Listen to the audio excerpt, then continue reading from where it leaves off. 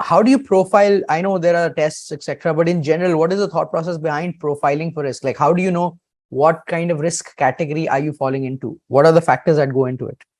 See, I'll tell you a trick of the trade that I follow. Okay. There might be a lot of theory, but I feel that finance is as much an art as it is a science. Okay. Hmm. And one of my mentors, I won't say mentors, but guru, Mr. Damodaran, also says the same thing about valuation. So when we profile risk, it is more of a one-to-one conversation. So today, if I'm profiling risk for you, until I am not comfortable talking to you, until you're not comfortable talking to me, you will not open up. Until we don't open up with each other, I will not know what kind of Hmm. investment person you are. आप एक बार एक facade create कर सकते हो. So like maybe in 2021, early 2021, everyone was super bullish. Okay, so even a risk averse person started showing that he is a risk taker because he was made to believe that equities don't have risk. So a lot of risk profiling Correct. happens by one-to-one conversations, by making my clients feel open so that they can talk in detail, talk clearly, and from those behavioral aspects. So maybe I'll just, when I talk, I'll just talk to the client about Yeah. how are they good with volatility. So tomorrow I'll tell him that's why you've given me 100 rupees. This has fallen to 80, and then it will rise to 120 in 1 year only. That might happen in 6 months. It might fall to 80 and then it might rise to 120. So theoretically speaking, at the end of the year, you're good with 20% return, but there's a lot of volatility.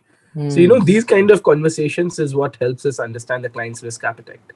Wow. And it reminds me of what Warren Buffett says. He says, like, the stock market, etc., investment is also a very emotional game. Like, Yes.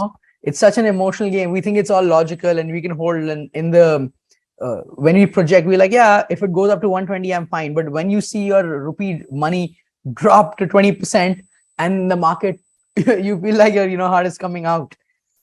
Yes, I agree. I mean, there are some clients of mine who actually, for I would say, they don't intended to follow Mr. Buffet, but they followed it by chance. So like one of our clients we're doing right now, and you will not believe, is that he still got physical shares issued in 1990s by some of the top blue chip companies in India. Now we are trying to regularize it for him, and it happened by chance. Is because he bought it as he was a branch manager of some PSU bank, and he bought it and he kept it in his wardrobe. And now since he's retired and he's cleaning it and it's come out. So Whoa. yeah, so 1990s he's got 5,000 shares of Reliance Industries. Wow. I think so. If you value that today, that will be in crores. I mean, because there's been split, there's been bonuses. I'm sure that 5,000 shares will have grown to around 20,000 or 25,000. I'm just giving you a ballpark figure. Correct. And considering the current value of Reliance, you can imagine. Wow. That's So, crazy. those advice that what Mr. Buffet gives is buy and hold. Is actually good. It's actually good if you're looking at like really long term. I mean, we have Mr. Ramdev Agarwal in India, Motilal Oswal Group, and they've got a very nice catchphrase, and I actually like it.